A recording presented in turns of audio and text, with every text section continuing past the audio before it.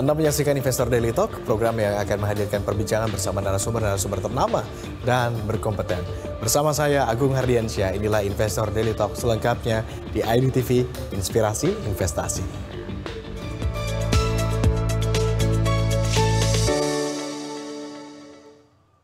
Setelah 58 tahun beroperasi, pemirsa PT Sri Rejeki Isman atau Sritex dinyatakan pelit oleh Pengadilan Negeri Niaga Semarang untuk menyelamatkan pabrik garmen raksasa ini. Presiden Prabowo meminta 4 jajaran menterinya untuk mengatasi masalah pelitnya Sritex.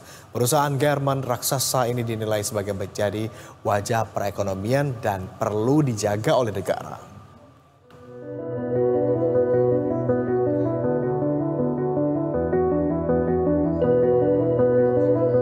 Tangis haru mewarnai pertemuan para pekerja PT Sri Rejeki Isman atau Sritex dengan Wakil Menteri Tenaga Kerja atau Wamenaker Immanuel Ebenezer Garungan di Sukoharjo, Jawa Tengah pada Senin 28 Oktober 2024. Didampingi Direktur Utama PT Sritex, Iwan Kurniawan Lukminto, Wamenaker Immanuel memberikan semangat dan motivasi kepada para pekerja. Ia juga memastikan nasib 50.000 buruh PT Sritex yang telah dijamin oleh perusahaan. Dorongannya ya menyelamatkan buruh aja dari PHK. Kan tadi udah disampaikan oleh pimpinannya langsung, tabu kata PHK. Jadi apa yang mau diselamatkan udah bagus semua. Buruh-buruhnya tersenyum. Gitu. Yang dibutuhkan kepastian. Nah, negara hadir hari ini. Kita memakai Undang-Undang Nomor 27 Ayat 2 1945. Itu jelas ya. Kerja itulah dasar dan negara harus hadir. Kehadiran Wamenaker Immanuel ke pabrik Sritex atas perintah Presiden Prabowo Subianto. Sebelumnya, Prabowo memerintahkan 4 jajaran kementeriannya untuk mengatasi kabar pilotnya perusahaan garmen raksasa ini. Menurut Prabowo, Sritex menjadi wajah perekonomian Indonesia yang harus dijaga oleh negara. Terkait status pilotnya PT Sritex, Immanuel menyerahkannya kepada pihak perusahaan dan penegak hukum.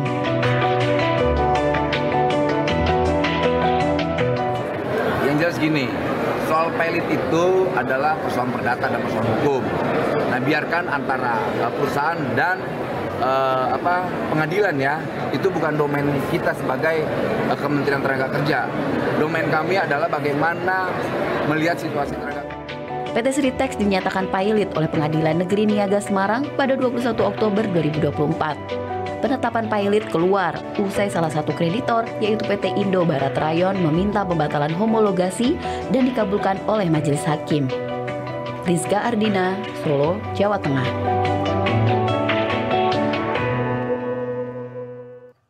Untuk mengetahui secara mendalam pemirsa terkait kondisi garmen di Indonesia, kami telah terhubung secara virtual dengan Dewan Pakar Apindo atau Direktur Eksekutif API, Pak Danang Girindra Wardana. Terima kasih Pak Danang, selamat siang. Sudah bergabung bersama kami di Investor Daily Talk. Sehat Pak Danang? Ya Mas, terima kasih sudah mengundang kita. Pak Danang, tadi kita sudah simak juga informasinya ya, Sritex divonis valid begitu ya. Hal ini menjadi peringatan keras juga akan ambruknya sektor tekstil di Indonesia tampaknya. Diketahui masalah garmen ini sebetulnya tekstil atau produk tekstil ini telah berlangsung selama bertahun-tahun. Bukan baru kali ini terjadi begitu ya, dan sempat menjadi perhatian berbagai pihak pemerintahan. Bahkan sempat berbincang juga ini merancang berbagai cara untuk menyelamatkan industri garmen di tanah air. Tapi nyatanya upaya itu gitu ya, industri garmen masih dinilai struggling sampai sekarang. Lantas harusnya seperti apa kemudian kebijakan yang ditelurkan atau mungkin bahkan insentif yang diberikan oleh pemerintah untuk memulihkan kondisi garmen saat ini? Iya Mas, ya kita mesti melihat ya bahwa status pilot yang divoniskan kepada Sritex ini kan satu dari sekian ratus permasalahan yang ada ya, karena yang lain kan bukan dalam status kepilotan gitu. Memang ada banyak korporasi tekstil dan garmen yang tutup pabriknya karena tidak dalam status pilot, tapi tutup karena tidak mampu beroperasi atau mengurangi kapasitas produksinya sehingga mereka melepaskan banyak sebagian karyawannya mereka. Nah, kalau melihat dalam situasi ini, kan ini bukan hal yang baru terjadi pada tahun ini. Tahun-tahun sebelumnya setelah COVID kan ini sudah menjadi alarm yang berbahaya buat industri manufaktur padat karya kita, sehingga kita sangat sering untuk mengingatkan pemerintah agar turun tangan. Ya memang pada waktu itu kita banyak sekali mengeluhkan situasi turunnya utilisasi pabrik-pabrik mesin-mesin kita di pabrik-pabrik tekstil dan garment kita, dikarenakan penyebab begitu banyaknya produk-produk importasi ilegal dan sekarang menjadi impor ilegal yang masuk ke Indonesia. Sehingga inilah yang kemudian kita suarakan kepada pemerintah agar benar-benar turun tangan untuk memperbaiki regulasinya. Ya pada waktu itu memang suara kita agak terbungkam oleh situasi politik ya.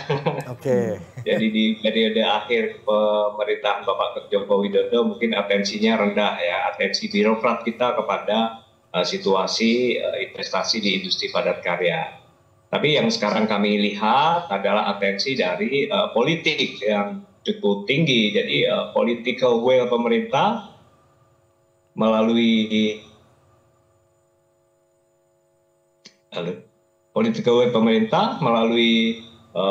perintah Bapak Presiden Prabowo ini menjadi satu yang menarik gitu. Oke.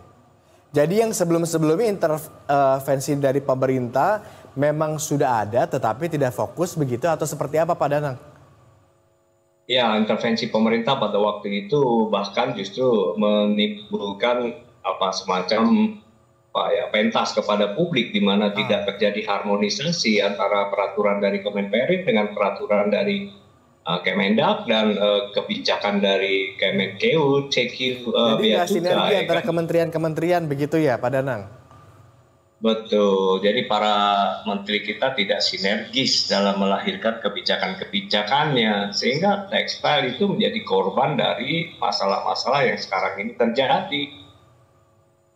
Oke, kalau yang sekarang kita tahu bahkan Presiden Prabowo ini ada 4 kementerian, yakni Kementerian Keuangan, Kementerian Perindustrian, kemudian juga Kementerian BUMN dan Kementerian Ketenagakerjaan diperintahkan oleh Presiden Prabowo untuk mengatasi pelitnya street tech. Nah, menurut Anda Pak Danang, apa yang seharusnya dibenahi terlebih dulu?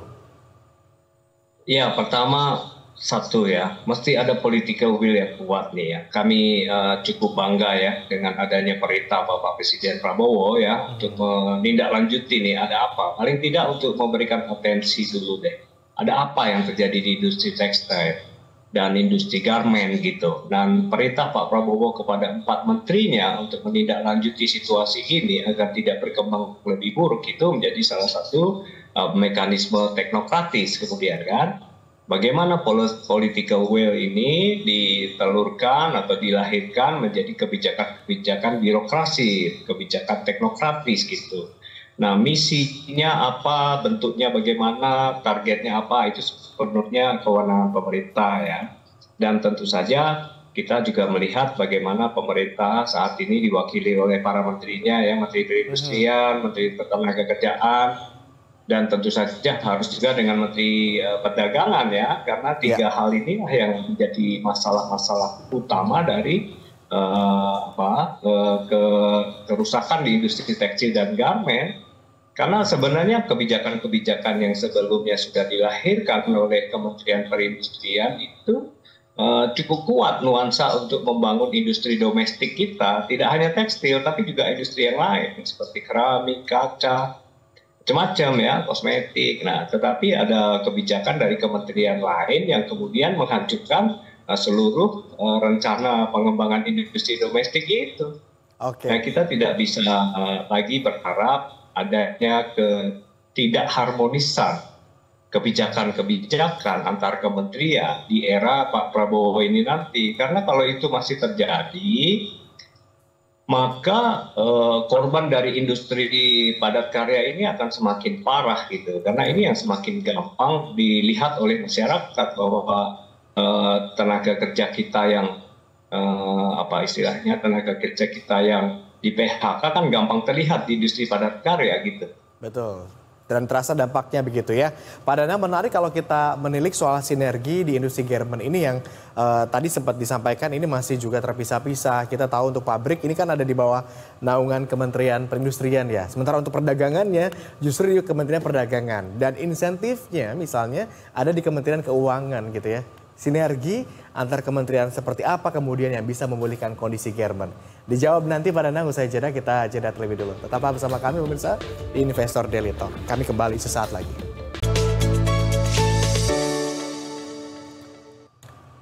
Terima kasih Anda masih bersama kami di Investor Daily Talk. Pemirsa, kita akan kembali lanjutkan diskusi kita bersama dengan Direktur API Pak Danang Girindra Wardana. Pak Danang, Anda masih bersama kami? Yes, oke Mas. Pak Danang, tadi kita sempat berdiskusi bahwa tampaknya belum ada sinergi antar kelembagaan ya. Kementerian A punya kebijakan seperti ini, Kementerian B punya kebijakan seperti ini. Khususnya untuk industri garment. Tampaknya perlu duduk bersama antara Kementerian Perdagangan, kemudian juga Kementerian Perindustrian, dan kementerian-kementerian yang lain termasuk Kementerian Keuangan juga begitu ya. Seperti apa upaya yang perlu dilakukan untuk memulihkan industri garment ini? Karena kita tahu Sritex saja yang besar begitu ya, bisa kemudian divonis, dinyatakan pelit, apalagi mungkin industri-industri garment yang skalanya lebih kecil begitu. Ya, kita lihat sih kalau dari sisi swasta ya, kita lihat dari sudut pandang Sritex sebagai manajemen ya, saya terlibat cukup dekat dengan para owner dan para profesional di Sritex ya. Kami lihat sih mereka excellent lah. Secara manufacture, manajemen mereka itu cukup bagus ya. Dan kalau ada satu kendala-kendala terkait keperdataan ya kita tidak bisa melihat dari dalam.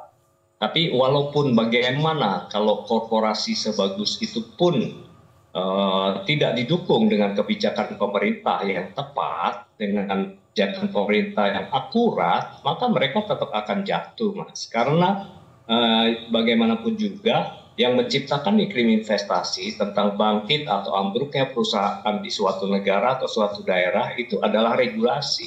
Dan regulasi itu dikeluarkan oleh pemerintah yang memiliki kewenangan meregulate, gitu, mengatur gitu. Nah, masalahnya di sistem pemerintahan kita, pengaturan terhadap produk manufaktur padat karya di sektor ini ya ada setidaknya ada 6 kementerian gitu paling mencolok gitu. Okay. Satu Kementerian Perindustrian, kedua Kementerian Perdagangan. Nah, dua hal ini sangat vital. Kalau apapun yang dilakukan Kementerian Perindustrian, tetapi kalau Kementerian Perdagangan melakukan satu produk kebijakan yang yang mereduksi output-output yang dibangun oleh Kementerian Perindustrian, ini akan mengakibatkan dunia industri kita jatuh gitu. Ada sisi lain, misalnya Kementerian Ketenagakerjaan tentang pengaturan upah buruh, tentang kesejahteraan buruh dan segala macam yang terkait dengan pekerja. Terus ada bea cukai di bawah Kementerian Keuangan yang juga mengatur lalu lintas barang impor masuk atau keluar baik secara legal ataupun ilegal. Jadi ini menjadi salah satu tantangan kita ya untuk supaya bisa memberikan jalan, memberikan nafas, memberikan semangat kepada industri padat karya kita agar bisa tumbuh dan bagus menjadi memanfaatkan market domestik kita. Kalau industri market ekspor kita masih terkendala oleh masalah-masalah tensi geopolitik, maka market domestik lah kita harus pertahankan gitu. Jangan sampai market domestik juga terdisruption oleh kepentingan negara-negara asing yang memiliki stok begitu banyak yang mereka paksa untuk meluber ke Indonesia, dan itu ada berasal dari negara lain gitu. Nah, ada kementerian lain yang mempengaruhi industri tekstil dan garment kita ini, misalnya Kementerian Lingkungan Hidup ya, yang saat ini sudah dipecah dari Kementerian Kehutanan. Ini juga menjadi salah satu concern besar kita, bagaimana kita memberikan pengaturan terhadap pengelolaan lingkungan hidup, walaupun tujuannya besar, tapi mesti ada satu roadmap yang relatif jangka pendek menengah yang bisa dilakukan oleh industri-industri agar mereka juga bisa tumbuh tetap dengan mengedepankan kaidah-kaidah green economy gitu.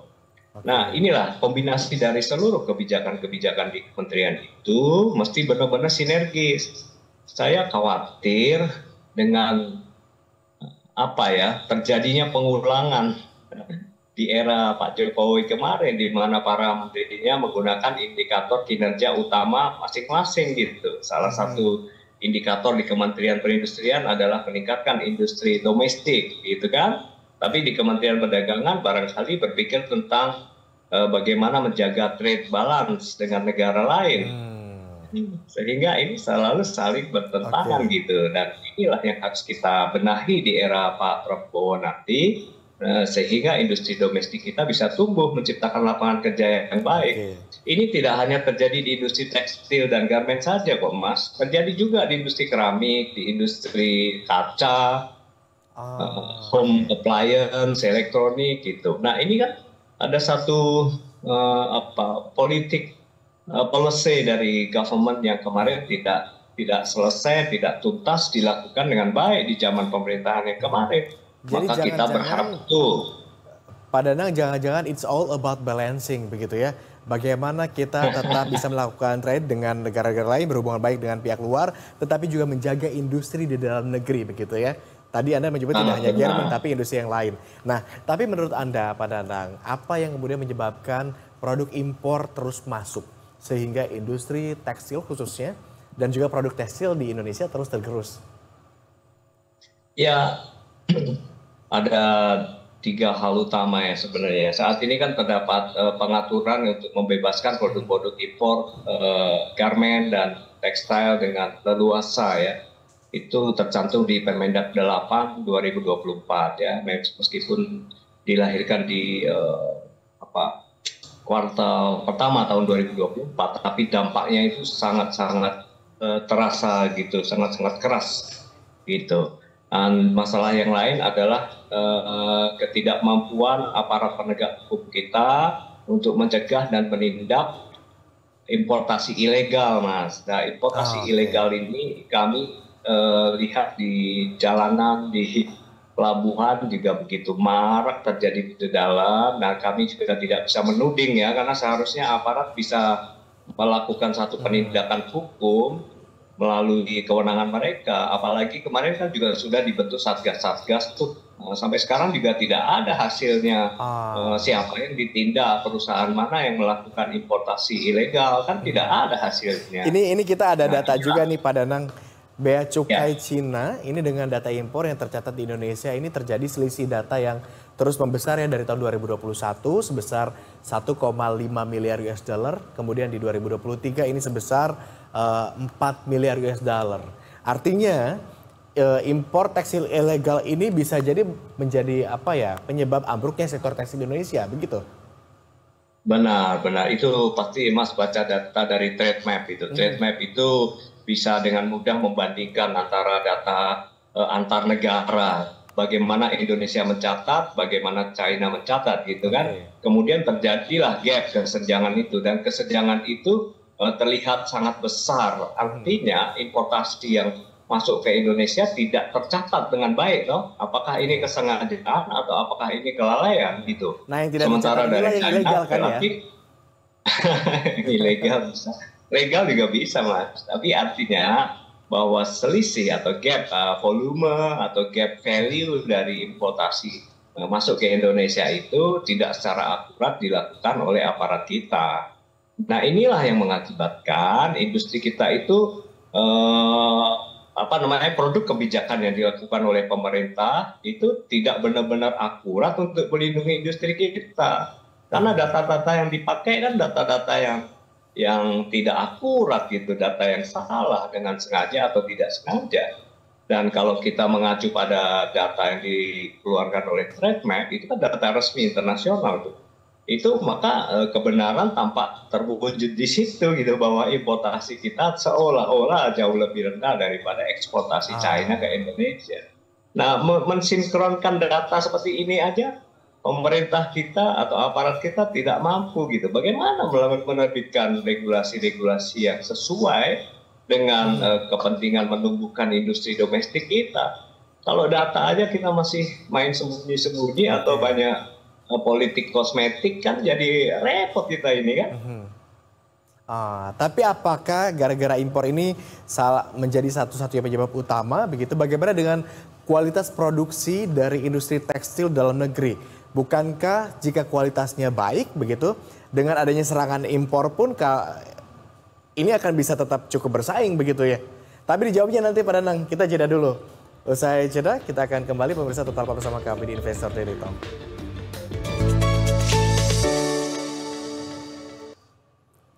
Anda kembali menyaksikan Investor Daily Talk, pemirsa. Menakar daya saing industri garment di tanah air tentunya tidak mudah. Ada cukup banyak faktornya. Kita kembali diskusikan terkait hal ini bersama dengan Direktur Eksekutif API, ada Pak Danang Girindra Wardana. Pak Danang, ya, banyak pihak yang cukup percaya diri. Kalau kualitas produksi tekstil kita di tanah air sebetulnya bagus, maka kita tidak perlu khawatir dengan adanya impor, dibukanya keran impor begitu. Dari kacamata Anda, apakah kita sudah cukup percaya diri bahwa kualitas produksi dari industri tekstil tanah air ini sudah mumpuni, sudah sangat baik, bahkan bisa bersaing dengan produk-produk dari luar negeri? Nah, sekarang menjawab pertanyaan itu, kita pakai analogi dengan produk lain lah. Semen kita bagus nggak? Tapi importasi marah. Baja kita bagus nggak? Importasi juga marah gitu. Kemudian keramik kita bagus mendunia, tapi importasi sangat besar-besaran terjadi sehingga keramik kita mengalami situasi yang sama susahnya dengan tekstil dan garment. Nah, garment dan tekstil Indonesia itu diakui negara-negara lain, negara-negara tujuan ekspor kita, bahwa kita memiliki kualitas yang bagus, justru lebih bagus daripada rata-rata negara Asia producing garment gitu. Sehingga kita memiliki competitiveness index yang cukup baik. Masalahnya adalah kita sedikit kurang kompetitif dengan logistik cost-nya, karena perjalanan dari Indonesia ke negara tujuan ekspor itu relatif lebih mahal sedikit daripada dari Vietnam misalnya, atau dari Bangladesh gitu, atau Kambodia. Tetapi secara kualitas kita tidak kalah sama sekali. Sehingga banyak negara percaya diri kalau kualitas yang kita punya sangat baik dan mampu untuk bersaing. Apa yang perlu dilakukan kalau begitu untuk mengakselerasi ini? Untuk meningkatkan daya penetrasi kita kepada negara tujuan ekspor. Ya, betul, Mas. Jadi kita punya quality sudah tidak diragukan lah. Bahkan Sritek itu sendiri ya, ini bicara Sritek. Sritek itu adalah produsen tekstil dan garment untuk army-nya negara-negara Eropa yang tergabung di NATO loh. Dan kualitasnya tidak diragukan lagi dengan kemampuan Sritek untuk memproduksi tekstil tahan api, jaket yang bisa melindungi armada tempur di suhu yang sangat ekstrim dingin, ekstrim panas. Itu tidak dimiliki oleh negara-negara lain kemampuan seperti itu. Baik, artinya kita juga patut berbangga diri dengan apa yang sudah kita punya. Langkah apa kemudian yang perlu dilakukan pemerintah? Katakanlah kalau sekarang kita lihat industri garment kita sedang terseok-seok ya. Apa yang perlu dilakukan pemerintah untuk menyelamatkan industri garment di Indonesia? Ya, pertama kita berharap betul pemerintahan di era Presiden Bapak Prabowo ini benar-benar bisa mengorkestrasi para menterinya untuk memperjuangkan industri domestik kita. Hilangkan dulu tuh ego-ego sektor dari masing-masing kinerja kementeriannya yang dipimpin itu. Dihilangkan dulu. Kepentingan besarnya adalah Indonesia. Industri domestik Indonesia harus tumbuh. Hanya itu satu-satunya cara yang bisa memastikan Indonesia bisa tumbuh dalam kisaran ekonomi 7-8%. Nah, bagaimana kemudian caranya?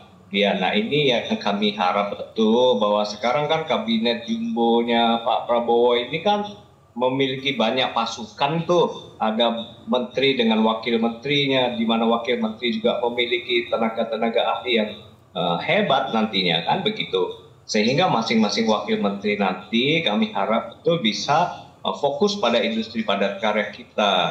tidak hanya diserahkan kepada unsur birokratnya saja, tetapi justru dari para politik, para pejabat menteri, para mereka yang ditunjuk oleh Presiden untuk mengelola sektor-sektor industri dalam negeri kita. Nah, dengan adanya kemampuan mengorkestrasi ini, kami yakin industri ini bisa bangkit lagi.